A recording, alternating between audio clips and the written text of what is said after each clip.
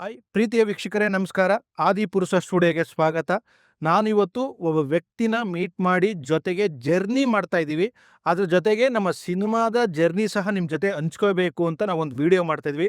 ಅದು ಯಾರಪ್ಪ ಅಂದರೆ ನಮ್ಮ ಬಿಂಗೋ ಚಿತ್ರದ ನಾಯಕ ನಟ ಆರ್ ಕೆ ಚಂದನ್.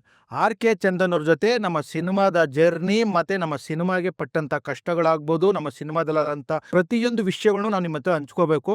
ಅದಕ್ಕೆ ನಾನು ಮತ್ತು ಆರ್ ಕೆ ಚಂದನ್ ಅವರು ಈಗ ಒಂದು ಜರ್ನಿ ಮಾಡ್ತಾ ಅದ್ರ ಜೊತೆಗೆ ನಮ್ಮ ಸಿನಿಮಾದ ಜರ್ನಿ ಕಥೆಗಳನ್ನ ಹೇಳ್ತೀವಿ. ಜೊತೆಗೆ ಇದೇ ವಿಡಿಯೋದಲ್ಲಿ ರಾಗಿಣಿಯವ್ರನ್ನೂ ಸಹ ನಿಮ್ಮ ಜೊತೆ ಮೀಟ್ ಮಾಡಿಸಿ ನಮ್ಮ ಸಿನಿಮಾದ ಒಂದು ಮುಖ್ಯವಾದ ಅಪ್ಡೇಟನ್ನು ಸಹ ನಿಮ್ಗೆ ಕೊಡಬೇಕು ಅಂತ ಪ್ಲ್ಯಾನ್ ಮಾಡಿದ್ವಿ. ಬನ್ನಿ ಆರ್ ಕೆ ಚಂದನ್ ಅವ್ರನ್ನ ಸ್ವಾಗತ ಮಾಡೋಣ. ಆರ್ ಕೆ ಚಂದನ್ ಅವರೇ, ಆದಿಪುರುಷ ಸ್ಟುಡಿಯೋಗೆ ಸ್ವಾಗತ. ನಮಸ್ಕಾರ. ಆದಿಪುರುಷ ಸ್ಟುಡಿಯೋ ಚಾನೆಲ್ ಸಬ್ಸ್ಕ್ರೈಬರ್ಸ್ ಎಲ್ರಿಗೂ ನಮಸ್ಕಾರ. ಈಗ ನಾವು ಬಿಂಗೋ ಸಿನಿಮಾದ ಬಗ್ಗೆ ಮಾತಾಡ್ತಾ ಇದ್ವಿ.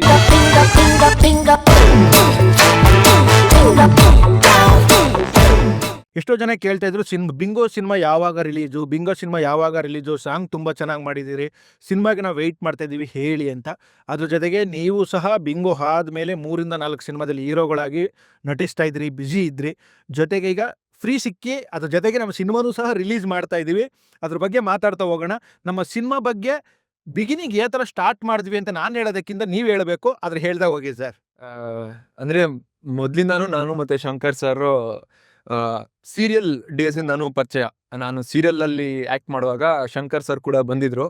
ಒಂದು ಸಣ್ಣ ಪ್ಯಾಚ್ ವರ್ಕ್ ಶೂಟ್ ಮಾಡಕ್ಕೆ ಹೇಳ್ತಾ, ಮಾಂಗಲ್ಯಂ ತಂತು ನಾನೇನ. ಹೌದು, ಮಾಂಗಲ್ಯಂ ತಂತು ನಾನೇನ ಮಾಡ್ಬೇಕಾದ್ರೆ ಇವ್ರ ಫ್ರೆಂಡ್ ಆಕ್ಚುಲಿ ಅಲ್ಲಿ ಎಪಿಸೋಡ್ ಡೈರೆಕ್ಟರ್ ಆಗಿದ್ರು. ಅವ್ರಿಗೇನೋ ಹುಷಾರಿರ್ಲಿಲ್ಲ ಅನ್ನೋ ಕಾರಣಕ್ಕೆ ಇವರು ಒಂದು ಸ್ವಲ್ಪ ದಿನ ಅವ್ರ ಪೋರ್ಷನ್ಸ್ನ ಶೂಟ್ ಮಾಡ್ಕೊಡೋದು ಬಂದಿದ್ರು. ಅಲ್ಲಿ ಪರಿಚಯ ಆಗಿದ್ದು. ಯೂಶಲಿ ಹೊಸದಾಗಿ ಯಾರೊಬ್ಬರು ಬಂದರೆ ಅವ್ರ ಜೊತೆ ಜೆಲ್ ಆಗೋದಕ್ಕೆ, ಅಡ್ಜಸ್ಟ್ ಆಗೋದಕ್ಕೆ ಟೈಮ್ ಆಗುತ್ತೆ.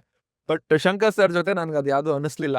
ಹೌದು, ನನಗೂ ಸಹ ನಿಜವಾಗಿ ಹೇಳ್ತೀನಿ, ನಾನು ಒಂದು 5-6 ಸೀರಿಯಲ್ ಡೈರೆಕ್ಟ್ ಮಾಡಿದ್ದೀನಿ. ಬಟ್ ಚಂದನ್ ಅವ್ರ ಜೊತೆ ವರ್ಕ್ ಮಾಡಿದಾಗ ತುಂಬ ಖುಷಿ ಆಯಿತು. ಯಾಕೆಂದರೆ ಆ ಸೀರಿಯಲಲ್ಲಾದ್ರೂ ಆ ಡೆಡಿಕೇಶನ್ ಇತ್ತು ಅವರಿಗೆ. ಅಂದರೆ ಫಸ್ಟ್ ಸೀರಿಯಲ್ ಅನಿಸುತ್ತೆ ಸರ್ ನಿಮ್ಮದು. ಬಟ್ ಆದರೂ ನೀವು ಡೆಡಿಕೇಶನ್ ತುಂಬ ಚೆನ್ನಾಗಿತ್ತು. ಪ್ರತಿಯೊಂದು ಸೀನ್ ಈಗ ಮಾಡೋದಕ್ಕೆ ಎಷ್ಟು ಆತುರದಲ್ಲಿದ್ದರೆ ಸೀನ್ನ ಇದು ಮಾಡ್ತಾ ಇದ್ದದೆಲ್ಲ ನಂಗೆ ತುಂಬ ಖುಷಿ ಕೊಟ್ಟಿತ್ತು.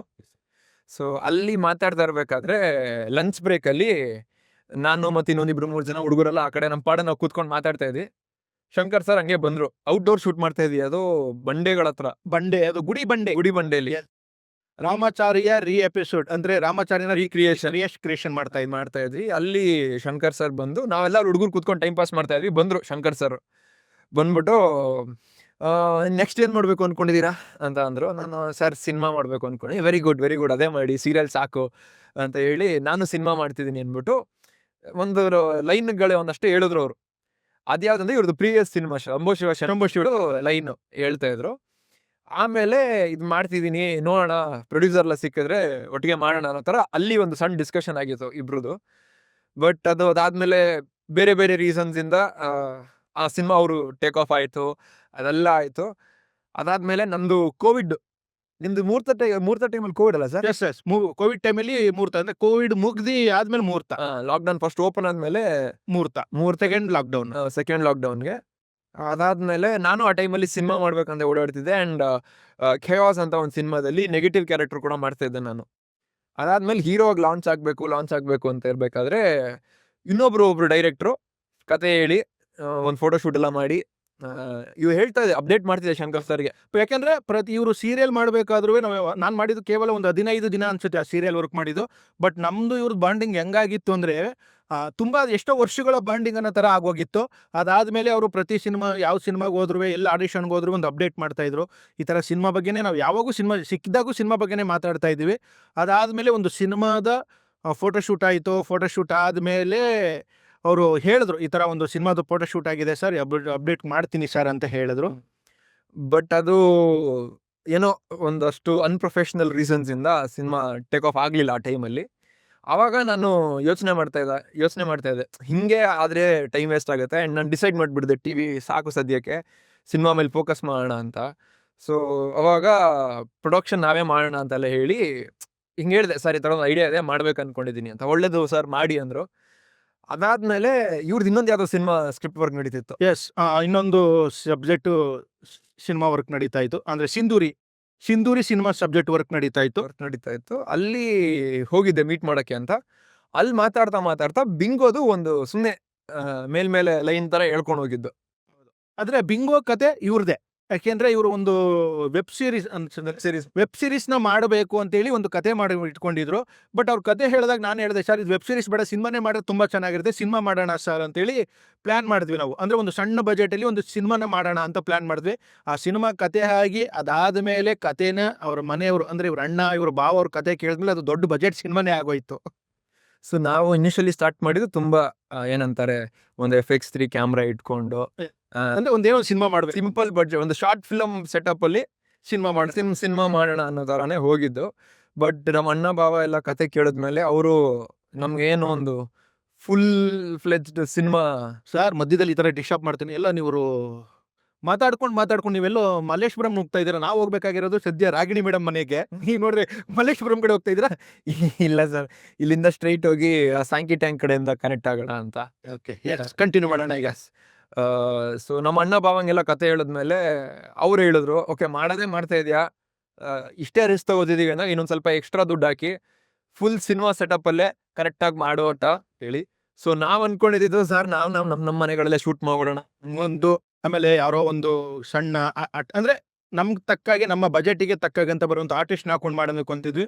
ಬಟ್ ನಮ್ಮ ಪುಣ್ಯ ಏನೋ ಗೊತ್ತಿಲ್ಲ, ಸಿನಿಮಾದ ಒಂದು ಕತೆ ಎಲ್ಲಿ ಕರ್ಕೊಂಡೋಯ್ತು ಅಂದ್ರೆ ಇವರು ಭಾವ ಮತ್ತೆ ಇವರ ಅಣ್ಣ ಕತೆ ಕೇಳಿದ್ಮೇಲೆ ಇಲ್ಲ ಮಾಡಿದ್ರೆ ದೊಡ್ಡದಾಗೆ ಮಾಡೋಣ, ಸಿನಿಮಾ ಕತೆ ಚೆನ್ನಾಗಿದೆ, ನಮ್ಗೊಂದು ಈ ಕತೆ ಮೇಲೆ ನಂಬಿಕೆ ಇದೆ, ಸಿನಿಮಾ ಮಾಡೋಣ ಅಂತ ಹೇಳಿದಾಗ ಆ ಜಾಗಕ್ಕೆ ರಾಗಿಣಿ ಮೇಡಮ್ ಬರ್ತಾರೆ. ಆಮೇಲೆ ರಾಜೇಶ್ ನಟರಂಗ ಸರ್ ಬರ್ತಾರೆ, ಪವನ್ ಬರ್ತಾರೆ, ಪಾಂಬು ಅಂತ ಒಂದು ಕ್ಯಾರೆಕ್ಟರ್ ಅಂದ್ರೆ ನೀವು ನೋಡಿ ಶ್ರವಣ್ ಅವರು, ತುಂಬಾ ಜನ ಕಲಾವಿದರುಗಳು ಬಂದು ಹೋಗ್ತಾರೆ, ಅಪೂರ್ವ ಅಂತ ಕಲಾವಿದರುಗಳೆಲ್ಲ ಬಂದು ಹೋಗ್ತಾರೆ. ಆದ್ರೆ ಆ ಸಿನಿಮಾ ದೊಡ್ಡದಾಗ ಆಗುತ್ತೆ, ತುಂಬಾ ಖುಷಿ ಆಗುತ್ತೆ. ಅಂದ್ರೆ ಈ ಸಿನಿಮಾ ಬಗ್ಗೆ ಯಾಕೆ ಇಷ್ಟು ಮಾತಾಡ್ತಾ ಇದೀವಿ ಅಂದ್ರೆ, ಈ ಸಿನಿಮಾ ಕತೆ ಮಾಡೋ ಇದೆಲ್ಲಪ್ಪ ಅಂದ್ರೆ ಇವರ ಮನೆಯ ಮುಂದೆ ಒಂದು ಕಾರ್ ಹಾಕೊಂಡು, ಅಂದ್ರೆ ಅಲ್ಲಿ ಡೆಡ್ ಎಂಡ್ ಪಾರ್ಕಲ್ಲಿ ಕಾರ್ ಹಾಕೊಂಡು ಅಲ್ಲಿ ಕತೆ ಮಾಡ್ತಾ ಕುತ್ಕೊಂಡ್ವಿ. ಕಾರ್ ಒಳಗೆ ಚಂದನ್ ಅವರಿಗೆ ಗೊತ್ತದು, ಪೊಲೀಸ್ನವ್ರು ಬಂದು 12 ಗಂಟೆ ರಾತ್ರಿ ಓಡಿಸೋವರೆಗೂ ನಾವು ಕೊಡ್ತಾ ಇದೀವಿ. ಅಂದ್ರೆ ಚಂದನ್ ಅವ್ರದೇ ಕತೆ, ಸ್ಕ್ರೀನ್ ಪ್ಲೇನು ಸಹ ಅವರೇ. ಅಂದ್ರೆ ತುಂಬಾ ಚೆನ್ನಾಗಿ ಈ ಕಥೆನ ಹೆಂಗ್ ಕಟ್ಕೋಬೇಕು ಅನ್ನೋದು ಅವರಿಗೆ ತುಂಬಾ ಚೆನ್ನಾಗಿ ಗೊತ್ತಾಗಿತ್ತು. ಅಂದ್ರೆ ಆಲ್ರೆಡಿ ಚಂದನ್ ಒಳ್ಳೆ ರೈಟ್ರು ಅಂತ ನಾನು ಹೇಳಕ್ ಇಷ್ಟಪಡ್ತೀನಿ. ಯಾಕೆಂದ್ರೆ ಒಂದು ನಮ್ಮ ಸಿನಿಮಾದಲ್ಲಿ ಒಂದು ಸಾಂಗು ಸಹ ಬರ್ದಿದ್ದಾರೆ, ಅದ್ಭುತವಾದ ಒಂದು ಸುಮ್ನೆ ಅಂತ ಒಂದು ಅದ್ಭುತವಾದ ಒಂದು ಸಾಂಗು ಬರ್ದಿದ್ದಾರೆ. ಜೊತೆಗೆ ಸ್ಕ್ರೀನ್ ಪ್ಲೇ ಆಗ್ಬೋದು, ಕತೆ ಆಗ್ಬೋದು, ತುಂಬಾ ನಾಲೆಡ್ಜ್ ಇರೋ ಅಂಥವ್ರು. ಅದು ತುಂಬಾ ಖುಷಿ. Thank you sir, thank you. ಅದು ಯೂಶಲಿ ತುಂಬಾ ಜನ ಏನಂದ್ರೆ ಬೇರೆಯವ್ರ ಕತೆನ ಡೈರೆಕ್ಟ್ ಮಾಡೋಕ್ಕಾಗ್ಲಿ ಅಥವಾ ಅದು ಕತೆ ಕ್ರೆಡಿಟ್ಸ್ ಇನ್ನೊಬ್ರು ಕೊಡೋಕ್ಕಾಗ್ಲಿ ಇರ್ಸು ಮುರ್ಸು ಮಾಡ್ಕೋತಾರೆ. ಬಟ್ ಶಂಕರ್ ಸರ್ ಹತ್ರ ಏನು ಇಲ್ಲ ಮಾಡ್ಕೊಲ್ಲ ಸರ್, ಯಾಕೆ ನನಗೇನು ಗೊತ್ತಾ, ನಾವು ಯಾರು ಕಷ್ಟಪಡ್ತಾರೋ ಅವ್ರಿಗೆ ಒಂದು ಪ್ರತಿಫಲ ಸಿಗಬೇಕು ಸರ್. ಈಗ ಕಥೆಯಲ್ಲಿ ನೀವು ಕಷ್ಟಪಟ್ಟಿದ್ದೀರಿ ಅಂದ್ರೆ ಅದು ನಿಮ್ಮ ಪ್ರತಿಫಲ, ಅದು ಸರ್ ನಿಮಗೆ ಸಿಗಬೇಕದು. ಅದನ್ನ ನಾನು ಕಿತ್ಕೊಂಡು ಹೋಗಕ್ಕೆ ನಾನು ಯಾರು ಅಲ್ಲ ಸರ್. ನಾನು ಕತೆ ಮಾಡಿದಾಗ ನಾನು ಹಾಕೋತೀನಿ. ಬಟ್ ಆ ಕತೆ ಇದು ನೀವು ಮಾಡಿದ್ದೀರಿ ಅಂದಾಗ ಅದು ನಿಮಗೆ ಸೇರ್ಬೇಕದು. ಬಟ್ ಇದು ತುಂಬಾ ಜನ ಹೇಳಲ್ಲ ಸರ್. ಅಂದ್ರೆ ತುಂಬಾ ಜನ ಎಲ್ಲ ಕ್ರೆಡಿಟ್ಸ್ ನನಗೆ ಬೇಕು ಅಥವಾ ಆ ಇನ್ನೊಬ್ಬರನ್ನ ಅದನ್ನ ಇವಾಗ ನೀವು ಇಷ್ಟು ಹೇಳಿದ್ರಿ ಗೊತ್ತಾ, ಇದರ ಯಾರು ಹೇಳಲ್ಲ. ಸೊ ಹಂಗಾಗಿನೇ ಶಂಕರ್ ಸರ್ ಜೊತೆ ಫಸ್ಟ್ ಇಂದ ಅದೊಂದು ಬಾಂಡಿಂಗ್ ಇತ್ತು. ಏನೇ ಇಳಿದ್ರು ನೇರ ಮಾತಾಡ್ಕೊಂಡು ಕ್ಲಿಯರ್ ಮಾಡ್ಕೋಬಹುದು, ಅಥವಾ ಏನೇ ಇದ್ರು ಹಿಂದೆ ಒಂದು ಮುಂದೆ ಒಂದು ಆಗಲ್ಲ ಈ ವ್ಯಕ್ತಿ ಜೊತೆ ಅನ್ನೋದಿತ್ತು. ಸೊ ಹಂಗಾಗಿ ನಾನು ಹೇಳಿದೆ ಸರ್, ಈಗ ಕತೆ ನಂದು, ಪ್ರೊಡಕ್ಷನ್ ನಾನೇ ಮಾಡ್ತೀನಿ, ಬಟ್ ಡೈರೆಕ್ಷನ್ ನನಗೆ ಎಕ್ಸ್ಪೀರಿಯನ್ಸ್ ಇಲ್ಲ, ನೀವು ಮಾಡ್ಕೊಡ್ತೀರಾ ನನಗೆ ಅಂತ ಕೇಳಿದೆ. ಅವರು ಆಯಿತು ಖಂಡಿತ ಮಾಡೋಣ ಅಂತ ಹೇಳಿ ಅವತ್ತಿಂದ ಇವತ್ತವರೆಗೂ ನಮ್ಮ ಟೀಮ್ ಜೊತೆ ಒಂದು ಸಪೋರ್ಟಿವ್ ಆಗಿ ನಿಂತಿದ್ದಾರೆ. ಆಮೇಲೆ ನಾವು ಯಾವುದೇ ಟೈಮು, ಈಗ ನಮ್ಮ ಸ್ಟಾರ್ಟ್ ಆಗಿ ಸುಮಾರು ಒಂದು 2 ವರ್ಷ ಆಗೋಯ್ತು ಅಂದರೆ ನಮ್ಮ ಸಿನಿಮಾದು. ಬಟ್ ಅವತ್ತಿಂದ ಇವತ್ತರೆಗೂ ಯಾವತ್ತೇ ಫೋನ್ ಮಾಡಿದ್ರು 1 or 2 ರಿಂಗ್ಸಲ್ಲಿ ಎತ್ತಾರೆ. ಏನೇ ನಮ್ಮ ಸಿನಿಮಾ ವಿಚಾರ ಇದ್ರು ಅದಕ್ಕೆ ಇಮಿಡಿಯೇಟಾಗಿ ರೆಸ್ಪಾಂಡ್ ಮಾಡ್ತಾರೆ. ಸೊ ಆಸ್ ಅ ಡೈರೆಕ್ಟರ್ ತುಂಬಾ ಪ್ರೊಫೆಷನಲ್ ವ್ಯಕ್ತಿ ಶಂಕರ್ ಸರ್. ಸೊ ನಂಗೊಂದು ತುಂಬಾ ಖುಷಿ ಇದೆ ನಿಮ್ಮ ಜೊತೆ ವರ್ಕ್ ತುಂಬ ಇಲ್ಲ ಸರ್, ನನಗೂ ತುಂಬಾ ಖುಷಿ ಇದೆ. ಯಾಕೆಂದ್ರೆ ನಾನು ನಿಮ್ಮಂತ ಒಬ್ಬ ಕಲಾವಿದ ಜೊತೆ ವರ್ಕ್ ಮಾಡಿದ್ದು ಸರ್. ಯಾಕೆಂದ್ರೆ ಇಲ್ಲ ಸರ್, ಯಾಕೆಂದ್ರೆ ನಾನುವೇ ಈಗ ಶಂಭೋ ಶಿವಶಂಕರ ಅಂತ ಒಂದು ಸಿನಿಮಾ ಮಾಡಿದ್ದೀನಿ, ಅದಕ್ಕೆ ಮುಂಚೆ 5 ಸೀರಿಯಲ್ ಡೈರೆಕ್ಟ್ ಮಾಡಿದ್ದೀನಿ. ಅದಾದ್ಮೇಲೆ ಈಗ ಬಿಂಗೋ ಅಂತ ಒಂದು ಸಿನಿಮಾ ಮಾಡಿದ್ದೀನಿ, ಅದ್ರ ಜೊತೆಗೆ ಸಿಂಧೂರಿ ಅಂತ ಸಿನಿಮಾ ಇಷ್ಟೆಲ್ಲ ನೋಡ್ದ ಬಂದಾಗ ಒಬ್ಬ ಕಲಾವಿದರಿಗೆ ಏನ್ ಬೇಕು ಅಂದ್ರೆ ಡೆಡಿಕೇಶನ್. ಆ ಡೆಡಿಕೇಶನ್ ನಿಮ್ಮ ಹತ್ರ ತುಂಬಾ ಇದೆ. ಯಾಕೆಂದ್ರೆ ನಾನು ಶಂಭೋ ಶಿವಶಂಕರದಲ್ಲೂ ಅಷ್ಟೇ ಆ 3 ಜನ ಹುಡುಗರು ತುಂಬಾ ಡೆಡಿಕೇಶನ್ ಕೊಟ್ಟರು. ಅದು ಆ ಕಾರಣಕ್ಕೇನೋ ನನ್ನ ಸಿನಿಮಾ ಅಷ್ಟು ಚೆನ್ನಾಗಿ ಬರೋಕ್ಕೆ ಸಾಧ್ಯ ಆಯಿತು. ನಮ್ಮ ಬಿಂಗೋ ಬಗ್ಗೆ ನಾವು ಇನ್ನೂ ಕೆಲವು ವಿಷಯಗಳನ್ನ ಮಾತಾಡಬೇಕು. ಬಿಂಗೋಗೆ ಎಂಟ್ರಿ ಆದಂಥ ನಾಯಕಿ ರಕ್ಷಾ ನಿಂಬರ್ಬಿ ಅವ್ರ ಬಗ್ಗೆ ನೀವೇ ಹೇಳ್ತಾ ಹೋಗಿ, ಹೆಂಗ್ ಆಯ್ಕೆ ಅದು? ಅಲ್ಲ ನೀವ್ ಹೇಳ್ಬೇಕು, ನಿಮ್ ಕಡೆಯಿಂದ ಬಂದಿದ್ದ. ನನ್ನ ಕಡೆಯಿಂದ ಬಂದಿದ್ದಲ್ಲ, ಅದು ಹೆಂಗಾಯ್ತು ಅಂದ್ರೆ ನಾವು ತುಂಬಾ ಜನ ಆಡಿಷನ್ಗಳನ್ನ ಮಾಡಿದ್ವಿ. ಅಂದ್ರೆ ನಾವು ಆಡಿಷನ್ ಅಂದ್ರೆ ಯಾವುದೇ ಕಡೆ ಪ್ರಮೋಟ್ ಮಾಡಿಲ್ಲ, ನಾವು ಆಡಿಷನ್ ಮಾಡ್ತೀವಿ ಅಂತ ಎಲ್ಲೂ ಹೇಳಿಲ್ಲ. ಆದ್ರೆ ನಾವೇನ್ ಮಾಡಿದ್ವಿ, ನಮ್ಗೆ ಗೊತ್ತಿರೋಂಥ ಡೈರೆಕ್ಟರ್ಗಳಿಗೆ, ಗೊತ್ತಿರೋಂಥ ಟೆಕ್ನಿಷಿಯನ್ಗಳಿಗೆ ಹೇಳಿ ನಮ್ಮ ಸಿನಿಮಾಗೆ ನಾಯಕಿ ನಟಿ ಬೇಕು, ಯಾರಾದ್ರೂ ಇದ್ರೆ ಹೇಳಿ. ಆದ್ರೆ ಕೆಲವರು ಅಷ್ಟು ಜನ ಬಂದ್ರು, ಚಂದನ್ ಸರ್ ಕಡೆಯಿಂದನೂ ಒಂದಷ್ಟು ಜನ ಬಂದವರು ಕೇಳದಂತ ಪೇಮೆಂಟು, ಅವರಿಗೆ ಕತೆ ಕೇಳೋದಕ್ಕಿಂತ ಮೊದಲು ಪೇಮೆಂಟ್, ಎಷ್ಟು ಪೇಮೆಂಟು, ನಮ್ಗೆ ಎಷ್ಟು ಕೊಡ್ತೀರಾ ಪೇಮೆಂಟು, ನನ್ಗೆ ಇಷ್ಟು ಕೊಡಿ ಪೇಮೆಂಟು, ಆಯಿತು ಅದು ಇದು ಅಂತ ಮಾತುಕತೆ. ಆದ್ರೂ ಚಂದನ್ ಸರ್ ಕಡೆಯಿಂದ ಒಂದು ಅದ್ಭುತವಾದ ಕಲಾವಿದರು ಸಿಕ್ಕಿದ್ರು, ಒಪ್ಕೊಂಡ್ವಿ. ಆದ್ರೂ ಆಮೇಲೆ ಕಾರಣಾಂತರಗಳಿಂದ ಇಲ್ಲ, ನಮ್ಮ ಸಿನಿಮಾಗೆ ಅವರ ಡೆಡಿಕೇಶನ್ ತುಂಬಾ ವೀಕ್ ಅನ್ನೋದಾಗ ನನಗೆ ಒಬ್ರು ನಿರ್ದೇಶಕರು ಒಂದು ರಕ್ಷಾ ನಿಂಬರ್ಗಿ ಅನ್ನೋರ್ನ ಮೀಟ್ ಮಾಡಿಸ್ತಾರೆ, ಸಿನಿಮಾಗೆ ನಾಯಕಿ ನಟಿಯಾಗಿ ಬಂದು ಆಡಿಷನ್ ಕೊಡ್ತಾರೆ. ಬಟ್ ಓಕೆ ಆಗ್ತಾರೆ. ಅದಾದ್ಮೇಲೆ ಆ ಹುಡುಗಿ ಸಹ ನಮ್ಮ ಸಿನಿಮಾಗೆ ಬಿಗಿನಿಂಗ್ ಟು ಎಂಡ್, ಅಂದ್ರೆ ಈಗೂ ಸಹ ನಮ್ಮ ಸಿನಿಮಾಗೆ ನಿಂತಿರುವಂತ ಒಂದು ಬ್ಯಾಕ್ ಸಪೋರ್ಟ್ ಅಂತ ಹೇಳ್ಬೋದು. ಅದಾದ್ಮೇಲೆ ಟೆಕ್ನಿಷಿಯನ್ ಬಗ್ಗೆ ಹೇಳಲೇಬೇಕು. ಇತಾನ್ ಹಾಸನ್ ಅವರು, ನನ್ನ ಶಂಭು ಶಿವಶಂಕರ ಅಂತೇಳಿ ಮ್ಯೂಸಿಕ್ ಮಾಡಿದಂಥ ಇತಾನ್ ಹಾಸನ್ ಅವರು ನನ್ನ ಸಿನಿಮಾಗೆ, ಬಿಂಗೋ ಸಿನಿಮಾಗೂ ಅವರೇ ಮ್ಯೂಸಿಕ್ ಮಾಡ್ತಾರೆ. ಅದನ್ನ ನಾನು ಒಂದು ಸಲ ಸಾಂಗ್ನ ಕರೆದು ತೋರಿಸಿದಾಗ ಚಂದನ್ ಅವರು, ಇಲ್ಲ ಸರ್ ಇವ್ರು ಓಕೆ ನನಗೆ ಅಂತ ಖಂಡಿತವಾಗೂ ಒಪ್ಕೊಂಡು ನನ್ನ ಟೀಮ್ನ, ನಾನು ಇಷ್ಟಪಟ್ಟಂಥ ಟೀಮ್ನೇ ನಮ್ಮ ಸೆಟ್ಟಿಗೆ ಬರೋದಕ್ಕೆ ಅವಕಾಶ ಮಾಡಿಕೊಟ್ಟರು ನಿರ್ಮಾಪಕರು ಮತ್ತು ಚಂದನ್ ಅವರಿಗೆ ತುಂಬ ಥ್ಯಾಂಕ್ಸ್. ನಮ್ಮ ನಟರಾಜ್ ಅವ್ರು ಆಗ್ಬೋದು, ಕ್ಯಾಮ್ರಾಮ್ಯಾನ್ ನಟರಾಜ್ ಅವರು, ನನ್ನ ಶಂಭು ಶಿವಶಂಕರ್ ಆಗ್ಬೋದು, ಬಿಂಗೋ ಆಗ್ಬೋದು, ಪ್ರತಿಯೊಂದು ಸಿನಿಮಾಗೂ ಅವರೇ ಕ್ಯಾಮ್ರಾಮ್ಯಾನ್ ಇದ್ದರು. ಈ ಸಿನಿಮಾಗೂ ಸಹ ಅವರೇ ಕ್ಯಾಮ್ರಾಮ್ಯಾನು. ನನ್ನ ಒಂದು ನನ್ನ ಕಲ್ಪನೆಗೆ ಅವರೇ ಒಂದು ಕನ್ನಡಿ ಹಿಡಿದವರು. ತುಂಬ ಚೆನ್ನಾಗಿ ನಮ್ಮ ಸಿನಿಮಾನ ಕ್ಯಾಮ್ರಾ ವರ್ಕ್ ಮಾಡಿಕೊಟ್ಟವರು. ಇನ್ನು ಇದೇ ಥರ ತುಂಬ ಟೆಕ್ನಿಷಿಯನ್ಗಳು ಬಂದು ಹೋಗ್ತಾರೆ. ಅದ್ರ ಬಗ್ಗೆ ಈಗ ಸಿನಿಮಾನ ಮುಂದೆ ಹೇಗೆ ಮಾತಾಡ್ಬೋದು, ಯಾಕೆ ಲೇಟ್ ಆಯಿತು ಅಂತ ಹೇಳ್ತಾ ಹೋಗ್ತೀವಿ. ಅಂದ್ರೆ ನಮ್ದು ಪ್ಲಾನ್ ಇದ್ದಿದ್ದು ಹೇಳದ್ನಲ್ಲ, ತುಂಬಾ ಒಂದು ಲಿಮಿಟೆಡ್, ಇಷ್ಟೇ ಬಡ್ಜೆಟಲ್ಲಿ ಚಿಕ್ಕದಾಗೇನೋ ಮುಗಿಸ್ಬೋಣ ಅನ್ನೋ ಥರ. ಬಟ್ ಅದಾದ್ಮೇಲೆ ಸ್ವಲ್ಪ ಕ್ಯಾನ್ವಸ್ ದೊಡ್ಡದಾಯ್ತು. ಎಲ್ಲೂ ನಮಗೆ ಫಿನಾನ್ಷಿಯಲ್ ಕನ್ಸ್ಟೆಂಟ್ ಅಂತ ಆಗ್ಲಿಲ್ಲ. ಹೌದು. ಯಾಕಂದ್ರೆ ನಮ್ದು ನವೆಂಬರಲ್ಲಿ ಫಸ್ಟ್ ಶೆಡ್ಯೂಲ್ ಮಾಡಿದ್ದು. ಬಟ್ ಸರ್ ಇನ್ನೊಂದು ವಿಷಯ ಗೊತ್ತಾ ನಿಮಗೆ, ನಾವು ನವೆಂಬರ್ ಫಸ್ಟ್ ಶೆಡ್ಯೂಲ್ ಮಾಡಿದಾಗ ನಾವು ಸಿನಿಮಾ ಮಾಡ್ತಿದ್ದು ಫಾಸ್ಟ್ ನೋಡಿದ್ರೆ ಯಾರು ಹೇಳಿದ್ರೆ ಇನ್ನು 6 ತಿಂಗಳ ಸಿನಿಮಾ ರಿಲೀಸ್ ಆಗೋಗ್ಬಿಡು. ನಮ್ದು ಹೆಚ್ಚು ಕಡಿಮೆ ಅದೇ ಪ್ಲಾನ್. ನೀವು actually Hyderabad to Bengaluru travelling ಎಲ್ಲಿದ್ರಿ ಆ ಟೈಮಲ್ಲಿ? ನಿಮ್ಮ ಹೈದರಾಬಾದವರೇ ಕೇಳೋರು, ನಿಮ್ಮ ಇದ್ರವ್ರು ವೆಬ್ ಸೀರೀಸ್ ಅವರು, ಏನು ಸರ್ ಹೆಂಗ್ ಪ್ಲಾನ್ ಮಾಡ್ತಾ ಇದ್ರಿ, ಹೆಂಗ್ ಶೂಟ್ ಮಾಡ್ತಾ ಇದ್ರಿ ನೀವು, ನಮ್ಮ ಕೈಲಿ ಆಗ್ತಾನೆ ಇಲ್ಲ ಅಂತ ಹೇಳೋರು. ಬಟ್ ಅದು ಯಾರ ದೃಷ್ಟಿನೋ ಏನೋ ಗೊತ್ತಿಲ್ಲ, ಅದೇ ದೃಷ್ಟಿ ಆಗೋಯ್ತು. ಏನ್ ಗೊತ್ತಿಲ್ಲ, ಯಾರ ದೃಷ್ಟಿನೋ ಏನೋ ಗೊತ್ತಿಲ್ಲ ಫ್ರೆಂಡ್ಸ್. ಯಾಕಂದ್ರೆ ಸಿನಿಮಾ ಇಷ್ಟು ಲೇಟ್ ಆಗೋದಕ್ಕೆ ಕಾರಣನೇ ನಮ್ಗೆ ಗೊತ್ತಾಗ್ತಿಲ್ಲ. ಬಟ್ ಅದಕ್ಕೆ ಕಾರಣ ಏನಂತ ಅಂದ್ರೆ ಚಂದವ್ರಿಗೆ ಆದಂತ ಒಂದು ಹೇಟು. ಅಂದ್ರೆ ಮೇಜರ್ ಫ್ರಾಕ್ಚರ್, 2 ಮೇಜರ್ ಫ್ರಾಕ್ಚರ್ ಆಯ್ತು ನನಗೆ. ಒಂದು ಅಲ್ಲಿ ಹೈದರಾಬಾದಲ್ಲಿ ಶೂಟ್ ಮಾಡ್ಬೇಕಾದ್ರೆ ಆಯ್ತು, ಇನ್ನೊಂದು ನಮ್ಮ ಸಿನಿಮಾದಲ್ಲೇ ಅದು ಮತ್ತೆ ಇನ್ನೊಂದೇನೋ ಆಯ್ತು. ಬಟ್ ನಮ್ದು ಸ್ಟಾರ್ಟ್ ಆದಾಗ ಅದು ಹೇಳಿದ್ನಲ್ಲ, ನವೆಂಬರಲ್ಲಿ ಫಸ್ಟ್ ಶೆಡ್ಯೂಲ್ ಮಾಡಿದ್ವಿ, ಡಿಸೆಂಬರಲ್ಲಿ ಬ್ರೇಕ್ ಮಾಡಿದ್ವಿ ಬಿಕಾಸ್ ಶಂಭು ಶಿವಶಂಕರ ರಿಲೀಸ್ ಇತ್ತು. ಜನವರಿನಲ್ಲಿ ಒಂದು ಶೆಡ್ಯೂಲ್ ಮಾಡಿದ್ವಿ, ಫೆಬ್ರವರಿಲಿ ಬ್ರೇಕ್ ಮಾಡಿದ್ವಿ ಬಿಕಾಸ್ ನಾನು ವರ್ಕ್ ಮಾಡ್ತಿದ್ದ ಸಿನಿಮಾ ರಿಲೀಸ್ ಇತ್ತು. ತಿರ್ಗಾ ಮಾರ್ಚಲ್ಲಿ ರಾಗಿಣಿ ಮೇಡಮ್ ಅವ್ರ schedule. So almost 90% 95% of the cinema with talkie ಮುಗ್ದೋಗಿತ್ತು, ಎಕ್ಸೆಪ್ಟ್ ಒಂದು ಸಾಂಗು, ಒಂದು ಫೈಟು. ನಮ್ದಿದ್ದು ಓಕೆ, ಯುಗಾದಿ ಕಳ್ಕೊಂಡು ಯುಗಾದಿ ಆದ್ಮೇಲೆ ಮುಗಿಸ್ಮೋಗೋಣ, ಡಿಸೆಂಬರ್ಗೆ ರಿಲೀಸಿಗೆ ಬರೋಣ ಅಂತ ಇದೇ ಪ್ಲಾನ್ ಇದ್ದಿದ್ದು. ಬಟ್ ಹಂಗೆ ಅನ್ಕೊಳ್ಳೋ ಅಷ್ಟರಲ್ಲಿ ಹೈದರಾಬಾದಲ್ಲಿ ನಂಗೆ ಶೂಟ್ ಮಾಡಬೇಕಾದ್ರೆ ಚಿಕ್ಕದಾಗಿ ಏನೋ ಏಟಾಗಿದ್ದು. ನಾನು ಏನೋ ಉಳ್ಕಿದೆ ಬಿಡು ಅಂದ್ಕೊಂಡು ಸುಮ್ಮನೆ ನಾನೇ ಏನೋ ಆಯಿಲ್ ಹಾಕೋದು, ಬ್ಯಾಂಡೇಜ್ ಹಾಕೊಳ್ಳೋದು ಮಾಡಿ. ಸಾರಿ ಡಿಸ್ಟರ್ಬ್ ಮಾಡ್ತಾ ಇದ್ದೀವಿ ಸರ್. ಯಾಕೆ ಈ ವಿಷಯ ಹೇಳ್ತಾ ಇದೀವಿ ಅಂದ್ರೆ, ಕೆಲವು ಜನ ಹೇಳ್ತಾರೆ ಸಿನಿಮಾ ನಿಂತಿದ ತಕ್ಷಣ ಪ್ರೊಡ್ಯೂಸರ್ ಹತ್ರ ದುಡ್ಡಿಲ್ಲ ಅದಕ್ಕೆ ಸಿನಿಮಾ ನಿಂತೋಯ್ತು ಅಂತ. ಬಟ್ ನಮ್ಮ ಸಿನಿಮಾ ಯಾವುದೇ ಕಾರಣಕ್ಕೂ ದುಡ್ಡಿಲ್ಲದೆ ನಿಂತಿದ್ದಲ್ಲ, ಕೆಲವು ಸಮಸ್ಯೆಗಳಿಂದ ಅಷ್ಟೇ ನಿಂತಿರೋದು. ಅಂದ್ರೆ ಹೀರೋಗಾದಂಥ ಗಾಯಗಳು, ಅದರಿಂದ ಸಿನಿಮಾ ನಿಂತಿದ್ದು, ಅದನ್ನು ಮಾತ್ರ ನೀವು ಕೇಳಬೇಕು. ಅದಕ್ಕೆ ಹೇಳ್ತಾ ಇದೀವಿ, ಕಂಟಿನ್ಯೂ ಮಾಡಿ ಸರ್. ಅದು ನಂಗೂ ತುಂಬಾ ಜನ ಕೇಳಿದ್ರು, ಏನೋ ಅಮೌಂಟ್ ಸಮಸ್ಯೆನಾ ಅಂತ. ನಮ್ಮಲ್ಲಿ ಅಮೌಂಟ್ ಸಮಸ್ಯೆ ಅಂದ್ರೆ ನಮ್ದಲ್ಲಿ ಅದೊಂದು ಮುಂಚೆಯಿಂದನೂ ನನ್ನ ತಲೆಯಲ್ಲಿ ಇತ್ತು. ಒಬ್ಬ ಆರ್ಟಿಸ್ಟ್ ಆಗಿ ನಾನು ವರ್ಕ್ ಮಾಡಿರೋದ್ರಿಂದ ಪೇಮೆಂಟ್ ಆನ್ ಟೈಮ್ ಮಾಡ್ಬೇಕಂತ ನಮ್ದು ಯಾವುದೇ ಒಬ್ಬ ಸಣ್ಣ ಟೆಕ್ನಿಷಿಯನ್ ಅಂತ ಹೇಳಿದ್ರು ಒನ್ ಡೇ ಆರ್ಟಿಸ್ಟ್ ಕೂಡ ಅವತ್ತಿನ ತುಂಬಾ ಖುಷಿ ಇದೆ ಸರ್. ನನ್ನ ಸಿನಿಮಾಗಳಲ್ಲಿ ಆರ್ಟಿಸ್ಟ್ಗೆ ಪೇಮೆಂಟ್ ಕೊಟ್ಟಿದ್ದಾಗ್ಬೋದು, ಟೆಕ್ನಿಷಿಯನ್ ಪೇಮೆಂಟ್ ಕೊಟ್ಟಿದ್ದಾಗ್ಬೋದು, ನೀವಂತೂ ತುಂಬಾ ಗ್ರೇಟ್. ಅಲ್ಲೇ ಕ್ರಿಯೇಟ್ ಮಾಡ್ಕೊಂಡು ಯಾವುದೂ ಸಹ ಉಳಿಸ್ಕೊಳ್ದೆ ಹೋಗಿದ್ದೀರಾ. Thank you sir. ಯಾಕಂದ್ರೆ ಆಸ್ ಅನ್ ಆರ್ಟಿಸ್ಟ್ ನಾನು ಅನುಭವಿಸಿದ್ದೀನಿ ಸರ್, ವರ್ಷಾನ್ಗಟ್ಲೆ ತಿಂಗಳನ್ಗಟ್ಲೆ ಪೇಮೆಂಟ್ ಕೊಡದೆ. ನೋಡಿದ್ರ, ಕಲಾವಿದರಾದ್ರೆ ಏನ್ ಪ್ಲಸ್ ಅನ್ನೋದ್ರೆ, ಕಲಾವಿದ್ರು ಪ್ರೊಡ್ಯೂಸರ್ ಆದ್ರೆ ಬೇಗ ಪೇಮೆಂಟ್ ಬರುತ್ತೆ. ಅದಕ್ಕೆ ಕಲಾವಿದರುಗಳು ಪ್ರೊಡ್ಯೂಸರ್ ಆಗ್ರಪ್ಪ. ಸೊ ಅದಕ್ಕೆ ನನಗೆ ಅದು ನನಗೆ ಗೊತ್ತು. ನನ್ಗೆ ಇನ್ನೂ ಎಷ್ಟೊಂದು ನೋಡಿ, ಕೆಲವು ಕೆಲಸ ಮಾಡ್ಕೊಂಡು 1.5-2 ವರ್ಷ ಆಯ್ತು ನಂದು, ಇನ್ನೂ ನಂಗೆ ಪೇಮೆಂಟ್ಗಳು ಬಂದಿಲ್ಲ. ಅದು ನಮ್ಗೆ ನಮ್ಗೂ ಇರುತ್ತಲ್ಲ ಖರ್ಚು, ಮನೆ ಮೇಂಟೆನೆನ್ಸು ಅವೆಲ್ಲ, ಅದು ಕಷ್ಟ ಆಗುತ್ತೆ. ಸೊ ಹಂಗಾಗಿ ನನ್ಗಾಗಿದ್ದು ನಾನು ಇನ್ನೊಬ್ರಿಗೆ ಮಾಡಬಾರ್ದು ಅನ್ನೋದಿತ್ತು. ಸೊ ಹಂಗಾಗಿ ಯಾರದೇ ಪೇಮೆಂಟ್ ಇಲ್ಲ, 10 ರೂಪಾಯಿ ಇರಲಿ 10,000 ಇರಲಿ, ಅವತ್ತೇ ಕ್ಲಿಯರ್ ಮಾಡ್ಬೇಕಂತ ಮಾಡಿದ್ದು. ಟೆಕ್ನಿಷಿಯನ್ಸ್ದು ಅಷ್ಟೇ. ಈಗ ನಮ್ಮ ಅಂಜನ್ ಮ್ಯೂಸಿಕ್ ಮಾಡೋದಲ್ಲ, ಅವನು ಹೋದ್ ಕಡೆಯಲ್ಲೇ ಹೇಳ್ಕೊಂಬರ್ತಾನಂತೆ, ನನಗೆ ಫಸ್ಟ್ ಡೇನೆ 50% ಅಮೌಂಟ್ ಕೊಟ್ಟು 1 ವಾರದಲ್ಲಿ ಫುಲ್ ಪೇಮೆಂಟ್ ಕ್ಲಿಯರ್ ಮಾಡಿ ಆಮೇಲೆ ಕೆಲಸ ತಗೊಂಡು ಚಂದನ್ ಸರ್ ಅಂತ. ಸೊ ಆಸ್ ಅ ಪ್ರೊಡ್ಯೂಸರ್ ನನಗೆ ನಮ್ ಜೊತೆ ಕೆಲಸ ಮಾಡಿದವರೆಲ್ಲ ತುಂಬಾ ಒಳ್ಳೇದ್ ಹೇಳಿದ್ದಾರೆ ಹೊರಗಡೆ ಹೋಗಿ, ಒಳ್ಳೆ ಪ್ರೊಡ್ಯೂಸರ್ ಅಪ್ಪ, ಟೈಮ್ ಕರೆಕ್ಟಾಗಿ ಪೇಮೆಂಟ್ ಕೊಡ್ತಾರೆ, ಹೇಳಿದ ಅಮೌಂಟ್ ಕರೆಕ್ಟಾಗಿ ಕೊಡ್ತಾರೆ ಅಂತ. ಸೊ ಅದೊಂದು ಖುಷಿ ಇದೆ. ಬಟ್ ಅದ್ ಬಿಟ್ರೆ ಇದೆ, ಎಲ್ಲರದು ಪೇಮೆಂಟ್ ಕರೆಕ್ಟಾಗಿ ಕ್ಲಿಯರ್ ಮಾಡೋದ್ರಿಂದ ಪೇಮೆಂಟ್ ದುಡ್ಡಿನ ಸಮಸ್ಯೆ ಇರಲಿಲ್ಲ ನಮ್ಗೆ ಯಾವ್ದೂನು ಸಿನಿಮಾ ನಿಲ್ಲೋದಕ್ಕೆ. ನಂದು ಕಾಲು ಒಂದು ಎಡಗಾಲದ ಒಂದು ಬೆರಳು ಸಣ್ಣದಾಗಿ ಏಟಾಗಿತ್ತು. ಬಟ್ ಸಿನಿಮಾಗೆ ಆದ್ರೂ ಒಂದು ಸಿನಿಮಾಗೆ ಕಾಲ್ನ ಏಟ್ ಅಂದ್ರೆ ತುಂಬಾ ಕಷ್ಟಪಟ್ಟಿದ್ಯಾ ಸರ್ ನೀವ್ ಹಂಗಾರೆ? ಅಯ್ಯೋ ಸರ್, ಹೇಳದ್ನಲ್ಲ, ಇಲ್ಲಿ ನನಗೆ ಪ್ರೊಡ್ಯೂಸರ್ ನೀವೇ ನೀವೇ ಆಕ್ಚುಲಿ ನಮ್ಮ 2-3 ಸಲ ಬೈದ್ ಬಿಟ್ಟಿದ್ರಿ ಅನ್ಸುತ್ತೆ.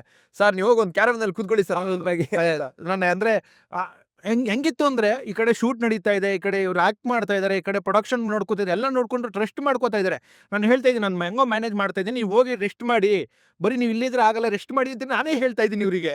ಯಾಕಂದ್ರೆ ನಾವು ಕೆಲವ್ರನ್ನ ನಂಬಿಟ್ಟು ಕೆಲಸ ಕೊಟ್ಟಿರ್ತೀವಿ, ಅವ್ರು ಏನ್ ಮಾಡ್ತಾರೆ, ಕೆಲಸ ಸಿಗೋವರೆಗೂ ನಂಬಿಕೆನ ಬೇರೆ ತರ ತೋರಿಸ್ಕೊಂಡಿರ್ತಾರೆ. ಆ ಕೆಲಸ ಸಿಕ್ಕಿದ್ಮೇಲೆ ಮೈಗಳ್ತನ ಮಾಡಕ್ ಸ್ಟಾರ್ಟ್ ಮಾಡಿ, ಅಲ್ಲಿ ರಾಗಿಣಿ ಮೇಡಮ್ ಅವ್ರದ್ದು ಫೈಟ್ ಸೀಕ್ವೆನ್ಸ್ ನಡೀತಿದೆ, ಸ್ಮೋಕ್ ಹಾಕ್ಬೇಕು, ಅವನು ಕೆಲಸ ಡಿಪಾರ್ಟ್ಮೆಂಟ್ ಒಂದು ಫೋನ್ ಸ್ವಿಚ್ ಆಫ್ ಮಾಡ್ಕೊಂಡು ನಾವು ಕೊಟ್ಟರೋ ಕಾರ್ ಎತ್ಕೊಂಡು ಹೋಗ್ಬಿಟ್ಟಿದ್ದಾನೆ. ಅವ್ನು ಸುಮ್ಮನೆ ಟ್ರಿಪ್ ಹೊಡಿಯೋದಕ್ಕೆ ಹುಡುಗರ್ನ ಹಾಕೊಂಡು. ಹಿಂಗಾದಾಗ ಕೆಲಸ ನಡಿಬೇಕಲ್ಲ ನಾನು. ಯಾಕೆಂದ್ರೆ ಆ ಡೈರೆಕ್ಟರ್ ಇವ್ರ ಕಡೆಯಿಂದನೇ ಬಂದಿದ್ರು. ಅವ್ನ್ ಮಹಾನ್ ಭಾವ, ಎಲ್ಲೋದ್ರು ಅವ್ನು ಇಲ್ಲಿಂದ ಪಕ್ಕ ರೋಡ್ ಹೋದ್ರು ಕಾರ್ ಬೇಕು ಅವನಿಗೆ. ಯಾರ್ ಬೇಕು? ಇವ್ರದೊಂದು ಕಾರ್ ಇತ್ತು, ಕೊಟ್ಬಿಟ್ಟಿದ್ವಿ ಕೀನ ಅವ್ನ ಕೈಗೆ. ಅವ್ನು ಆರಾಮಾಗಿ ಹೋಗೋನು, ಓಡಾಡ್ಕೊಂಡು ಬರೋನು. ಒಂದೇನೋ ಐಟಮ್ ತಗೊಬಂದ್ರೆ 1 hour 2 hours ಇರ್ತಾರಲ್ಲ.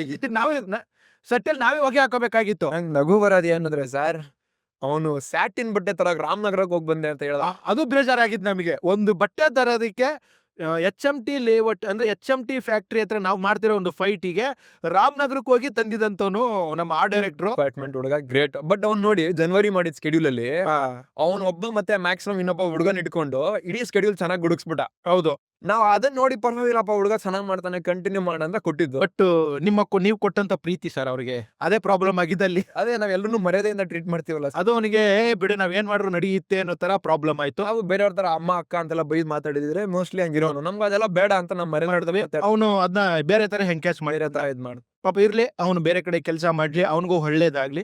ಬಟ್ ಸರ್, ಈಗ ನಮ್ಮ ಸಿನಿಮಾದಲ್ಲಿ ರಾಗಿಣಿ ಅವ್ರು ಬರೋದಕ್ಕೆ ಕಾರಣ ಏನು? ಅಂದ್ರೆ ಆ ಒಂದು ನಮಗೆ ಫಸ್ಟ್ ಹಾಫ್ ಅಲ್ಲಿ ಹೀರೋ ಅದು ಒಂದು ಬೇರೆ ಲೈಫ್ ಟ್ರ್ಯಾಕ್ ತೋರಿಸಿರ್ತೀವಿ. ಸೆಕೆಂಡ್ ಹಾಫ್ ಅಲ್ಲಿ ಅದು ಇನ್ನೊಂದೇನೋ ಡೈಮೆನ್ಷನ್ ಓಪನ್ ಆಗುತ್ತೆ. ಅಲ್ಲಿ ಒಂದು ಇಂಪಾರ್ಟೆಂಟ್ ರೋಲ್ ಅವರು ರಾಗಿಣಿ ಮೇಡಮ್ ಪ್ಲೇ ಮಾಡಿರೋದು. ಅದನ್ನ ಬರಿಬೇಕಾದ್ರೇನೆ ನಾವ್ ಅನ್ಕೊಂಡಿದ್ವಿ ಯಾರಾದ್ರೂ ಎಸ್ಟಾಬ್ಲಿಷ್ಡ್ ಫೀಮೇಲ್ ಆರ್ಟಿಸ್ಟ್ ನ ಹಾಕ್ಬೇಕು ಅನ್ನೋ ತರ. ಅವಾಗ ಶಂಕರ್ ಸರ್ ಒಂದ್ಸಲಿ ಸುಮ್ನೆ ರಾಗಿಣಿ ದ್ವಿವೇದಿ ಟ್ರೈ ಮಾಡ್ಬಾರ್ದು ಅಂದ್ರು. ನಾನು ಅವಾಗ ಸರ್ ನಮ್ಮಂತರ ಸಿನಿಮಾಗೆ ಎಲ್ಲಿ ಬರ್ತಾರ ಸರ್ ಅವ್ರು, ನಾವು ಹೊಸೊಬ್ರು ಅಂತೆಲ್ಲ ಹೇಳಿ ಮಾಡಿದ್ದು. ಬಟ್ ಅದಾದ್ಮೇಲೆ ನಾವು ಒಂದಷ್ಟು ಬೇರೆ ಸಿನಿಮಾ ಎಂತೂಸಿಯಾಸ್ಟ್ಗಳನ್ನ ಕರೆಸಿ ಅವ್ರಗಳಿಗೆಲ್ಲ ನಮ್ಮ ಸಿನಿಮಾ ಸ್ಕ್ರಿಪ್ಟ್ ನ ರೀಡಿಂಗ್ ಕೊಡ್ತಾ ಇದ್ವಿ, ಏನಾದ್ರು ಒಪಿನಿಯನ್ಸ್ ಕೊಡ್ಲಿ ಅಂತ. ಅವಾಗ ಕುಮಾರ್ ಸರ್ ಅಂತ ಒಬ್ರು ಹೇಳಿದ್ರು, ನಮ್ ಕುಮಾರ್. ಹೌದು, ಅವರು ರಾಗಿಣಿ ಮೇಡಮ್ಗೆ ತೀರಾ ಕ್ಲೋಸ್. ಹೌದು. ಆವಾಗ ಶಂಕರ್ ಸರ್ ಸುಮ್ನೆ ಒಂದ್ ಸ್ಪಿನ್ ಬಿಟ್ರು, ಮತ್ತೆ ನೋಡಿ ಸರ್ ಈ ತರ ಅನ್ಕೊಂಡಿದೀವಿ, ಮೇಡಮ್ ನ ಕೇಳ್ಬೋದಾ ಅಂತ. ಅವ್ರು ಬೇಕಾದ್ರೆ ಮೀಟಿಂಗ್ ಅರೇಂಜ್ ಮಾಡ್ಕೊಡ್ತೀನಪ್ಪ, ಅವರು ಹೊಸ ಸ್ಕ್ರಿಪ್ಟ್ ಗಳಿಗೆಲ್ಲ ಹುಡುಕ್ತಾ ಇದಾರೆ, ಅಂದ್ರೆ ವೆಯ್ಟ್ ಮಾಡ್ತಾ ಇದಾರೆ ಡಿಫ್ರೆಂಟ್ ಆಗಿ ಏನಾದ್ರು ಒಂದು ಸ್ಕ್ರಿಪ್ಟ್ ಬರಲಿ ಅಂತ.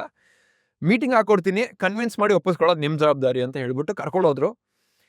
ಫಸ್ಟ್ ಹೋದ್ವಿ. ಫಸ್ಟ್ ತುಂಬಾ ಅಂದ್ರೆ ನಮ್ಗೇನಂದ್ರೆ ಆಲ್ರೆಡಿ ತುಂಬಾ ಫೇಮಸ್ ಆಗಿರೋರು ಅವರು. ನಾವ್ ಹೊಂದೊಬ್ರು ಹೆಂಗಪ್ಪ ಹೇಳೋದಂದ್ರೆ ಸ್ವಲ್ಪ, ಯಾಕೆಂದ್ರೆ ನನಗೂ ಅಷ್ಟೇ ಏನ್ ವಿಷಯ ಹೇಳ್ಬೇಕು ಅಂದ್ರೆ, ನಾನು ಸಂಭವ್ ಶಿವಶಂಕರಲ್ಲಿ ಶಶಿಕುಮಾರ್ ಸರ್ ಜೊತೆ ವರ್ಕ್ ಮಾಡಿದೆ, ಸೋನಲ್ ಅವ್ರ ಜೊತೆ ವರ್ಕ್ ಮಾಡಿದೆ. ಅವರೇ ನನಗೆ ಸೀನಿಯರ್ ಆರ್ಟಿಸ್ಟ್ ಅಂದ್ರೆ. ಬಟ್ ಇಲ್ಲಿ ಇಡೀ ಸಿನಿಮಾದಲ್ಲಿ ಒಂದು ಕ್ಯಾರೆಕ್ಟರ್ನ ರಾಗಿಣಿ ಮೇಡಮ್ ವರ್ಕ್ ಜೊತೆ ಮಾಡ್ಬೇಕಾಗಿತ್ತು. ಅದ್ರ ಬಗ್ಗೆ ನಾವು ಇದ್ ಮಾಡೋಣ.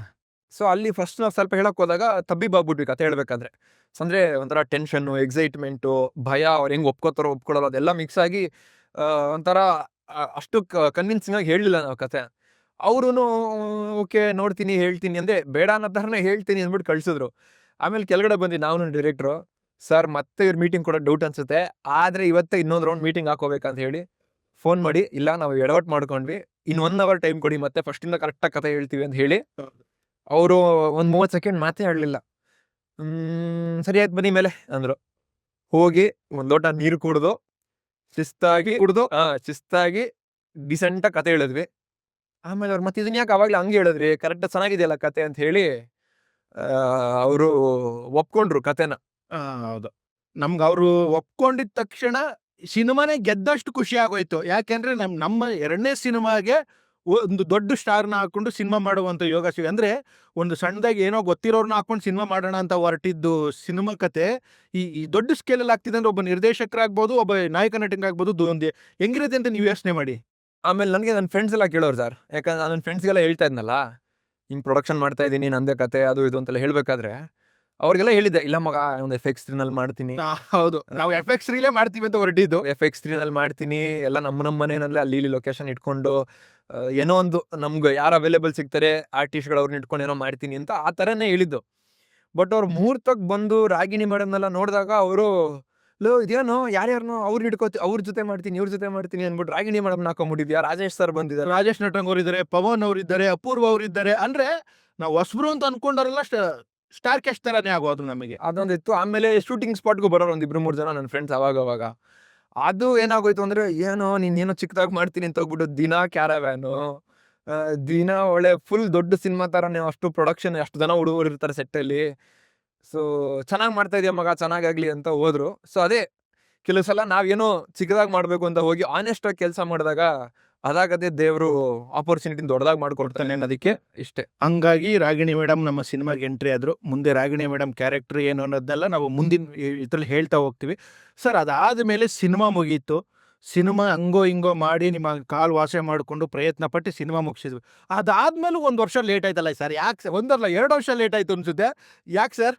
ಅದು ನಂದೇ ಮಿಸ್ಟೇಕು. ಅದು ಯಾಕೆ? ಅದು ನೀವ್ ಹೇಳ್ಬೇಕೀಗ. ಅದು ಅಗೇನ್ ದುಡ್ಡಿನ ಸಮಸ್ಯೆ ಅಲ್ಲ ಸರ್, ಅದು ದುಡ್ಡಿನ ಸಮಸ್ಯೆ ಇಲ್ಲ ಅಂತ ನನಗೂ ಗೊತ್ತು. ಆ ಮಿಸ್ಟೇಕ್ ಜನಕ್ಕೆ ಗೊತ್ತಾಗ್ಬೇಕು. ಇಲ್ಲ ಏನಂದ್ರೆ ನನ್ಗೆ ಮೊದ್ಲಿಂದಾನು ಏನಂದ್ರೆ ನನಗೂ ಡೈರೆಕ್ಟರ್ಗೂ ಅಷ್ಟು ಸಲ ಜಗಳನೂ ಆಗೋಗಿದೆ ಕೆಲವು ವಿಚಾರಗಳಿಗೆ, ಕೆಲವು ವಿಷಯಗಳಲ್ಲಿ ಆಗಿದೆ. ಏನಕ್ಕೆ ಅಂದ್ರೆ ಇವರು ಟೆಕ್ನಿಷಿಯನ್ ಆಯ್ಕೆ ಮಾಡ್ಕೊಳ್ಳೋ ವಿಷಯ ಆಯ್ಕೆ ಮಾಡ್ಕೊಳ್ಳೋದ್ರಲ್ಲಿ ನಾನ್ ಸ್ವಲ್ಪ ಬಟ್ ನಾನು ಆಯ್ಕೆ ಮಾಡ್ಕೊಂಡಾಗ ಪಾಪ ಅವ್ರು ಮಾತಾಡಿಲ್ಲ. ನಾನು ಓಪನ್ ಆಗಿ ಹೇಳ್ತೀನಿ, ನಾನು ಕೆಲವು ಟೆಕ್ನಿಷಿಯನ್ ನ ಕರ್ಕೊಂಬಂದೆ. ಕ್ಯಾಮ್ರಾಮನ್ ಆಗ್ಬೋದು, ಮೇಜರ್ ಡೈರೆಕ್ಟರ್ ಆಗ್ಬೋದು, ಫೈಟ್ ಮಾಸ್ಟರ್ ಆಗ್ಬೋದು, ಎಡಿಟರ್ ಆಗ್ಬೋದು, ಆಮೇಲೆ ಲೈಟ್ ಹುಡುಗರು ಆಗ್ಬೋದು, ಎಲ್ಲ ಪ್ರತಿಯೊಂದು ನಾನು ಟೆಕ್ನಿಷಿಯನ್ ಆಯ್ಕೆ ಮಾಡ್ಕೊಂಡೆ. ಅವ್ರು ಯಾವತ್ತು ಅವ್ರು ಯಾಕೆ ಅಂತ ಕೇಳಿಲ್ಲ. ಬಟ್ ಇವ್ರು ಟೆಕ್ನಿಷಿಯನ್ ಕೊಟ್ಟಾಗ ನಾನು ಕೇಳ್ತಾ ಇದ್ದೆ, ಯಾಕೆಂದ್ರೆ ಅವ್ರು ನನಗೆ ಗೊತ್ತಾಗ್ತಿದ್ದು ಅವ್ರ ಮುಖ ನೋಡ್ರೆ ಏನು ಅಂತ. ಇವರು ಒಬ್ಬ ಟೆಕ್ನಿಷಿಯನ್ ಹತ್ರ ಕರ್ಕೊಂಡು ಹೋಗ್ತಾರೆ ನನ್ನ. ಬಟ್ ನಾನು ಅಲ್ಲಿ ನಡೆದ ಆಮೇಲೆ ಹೇಳ್ತೀನಿ. ಫಸ್ಟ್ ಎಂತ ಲೇಟ್ ಆಯ್ತು ಅಂತ ಕೇಳ್ಕೊಳ್ಳಿ. ಅಂದ್ರೆ ನಂದು ಸ್ವಲ್ಪ ಈ ಎಮೋಷನಲ್ ವ್ಯಕ್ತಿ ನಾನು.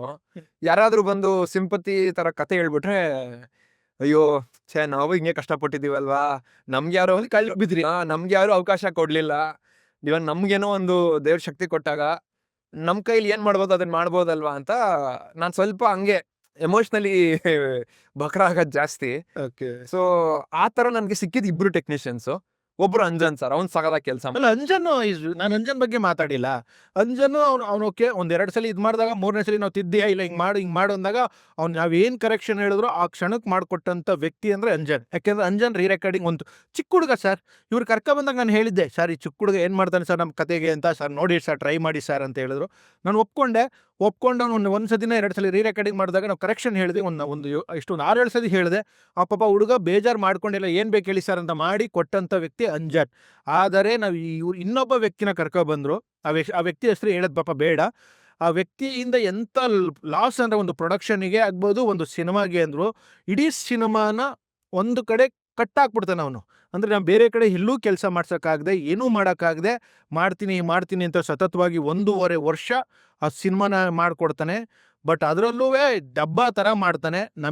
ನಮಗೆ ಇಷ್ಟ ಆಗಿಲ್ಲ ಅಂದಮೇಲೆ ಅಂದರೆ ನೀವು ನೋಡೋಂಥ ಪ್ರೇಕ್ಷಕ ಪ್ರಭುಗಳಿಗೆ ಹೆಂಗಪ್ಪ ಇಷ್ಟಪಡಿಸೋದಂತೇಳಿ ಕೊನೆಗೆ ಅವನಿಂದ ಸಿನಿಮಾನ ಹೊರಗೆ ತಂದು ಬೇರೆ ಕಡೆ ತಿರ್ಗಾ ಕೊಟ್ಟು ಕೆಲಸ ಮಾಡಿಸೋದು.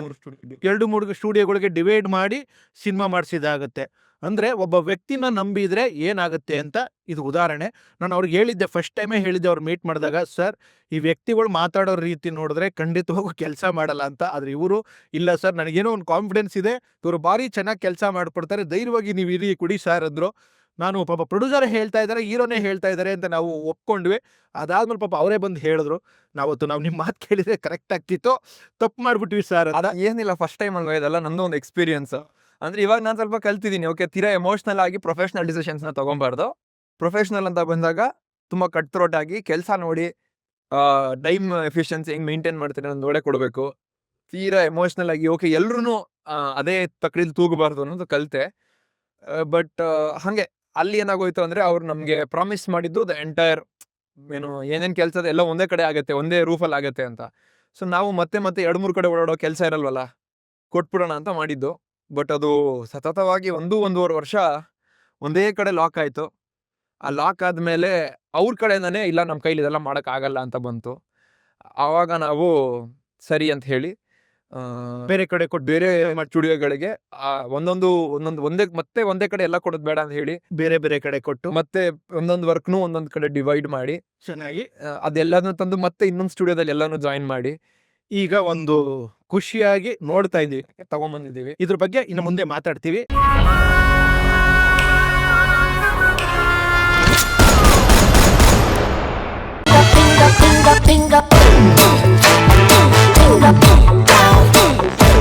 ಪ್ರಿಯ ವೀಕ್ಷಕರೇ, ಸಿನಿಮಾ, ರಾಜಕೀಯ, ವಿಚಾರ, ವಿಮರ್ಶೆ, ಸಂದರ್ಶನ ಹಲವಾರು ವಿಷಯಗಳಿಗಾಗಿ ನಮ್ಮ ಆದಿಪುರುಷ ಸ್ಟುಡಿಯೋಸ್ ಚಾನಲ್ಗೆ ಸಬ್ಸ್ಕ್ರೈಬ್ ಮಾಡಿ. ಲೈಕ್, ಶೇರ್, ಕಮೆಂಟ್ ಮಾಡುವುದರ ಮೂಲಕ ನಿಮ್ಮ ಬೆಂಬಲ ವ್ಯಕ್ತಪಡಿಸಿ. ಮತ್ತೆ ಸಿಗೋಣ.